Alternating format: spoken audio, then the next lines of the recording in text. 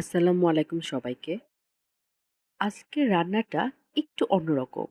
আমাদের যাদের বাসায় বয়স্ক মানুষও আছে, আবার বাচ্চা মানুষও আছে, তারা অনেক সময় চাইলেই কিন্তু খুব স্পাইসি কোনো খাবার রান্না করতে পারি না। অথবা রান্না করা যায় কিন্তু আলাদা, আলাদা মানুষের জন্য আলাদা, আলাদাভাবে রান্না করতে হয়।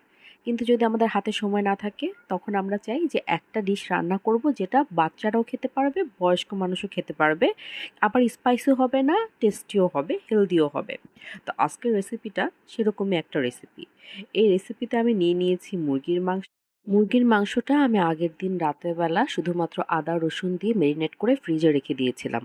পরের দিন যখন মুরগির মাংসটা নিয়েছি সেটার সাথে দিয়ে দিয়েছি আদা, রসুন, সরিষা বাটা এবং পেঁপে বাটা। এই কয়েকটা সব একসাথে আমি বেটে নিয়েছিলাম এবং সেগুলো দিয়ে দিয়েছি। সাথে চটকে দিয়ে দিয়েছি কিছুটা পেঁয়াজ। এই রেসিপিতে আমি কোনো রকমের মরিচ গুঁড়ো ব্যবহার করব না। আমি শুধুমাত্র কিছুটা হলুদ গুঁড়ো আর ধনিয়া গুঁড়ো ব্যবহার করছি। সাথে আমি দিয়ে দিয়েছি সামান্য পরিমাণ জিরা গুঁড়ো।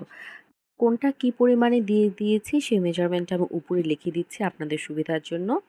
এবার আমি একটা কড়াইতে তেল গরম করে সেখানে কিছুটা এলাচি, দারচিনি, লবঙ্গ নিয়ে নিয়েছিলাম এবং সেই তেলটা যখন গরম হয়ে গেছে সেই গরম তেলেই আমি হাতে মাখানো মাংসটা ছেড়ে দিয়েছি। এই রেসিপিতে আলু দেওয়ার কারণ হচ্ছে অনেক সময় বাচ্চারা ভাতটা খেতে চায় না কিন্তু ওরা আলুটা খেতে পছন্দ করে।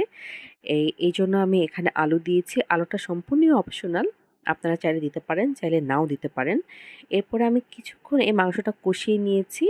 মাংস কষানো হয়ে গেলে যখন দেখেছি যে ঝোলটা কিছুটা টেনে এসেছে, মাংসটা কিছুটা সিদ্ধ, সিদ্ধ হয়ে গেছে, তখন আমার কাছে মনে হলো যে এখানে আরেকটু ঝোল হলে ভালো হবে। তারপরে আমি আরও কিছুটা পানি দিয়ে নিয়েছিলাম যাতে ঝোলটা ব্যালেন্স থাকে।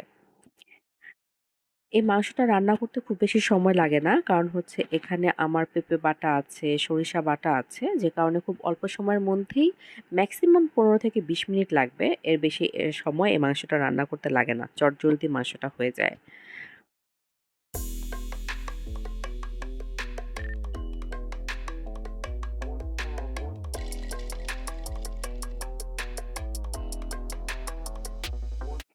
মাংসটা যখন হয়ে আসবে, তখন আমি এখানে দিয়ে দিয়েছি কয়েক টুকরা কাঁচামরিচ।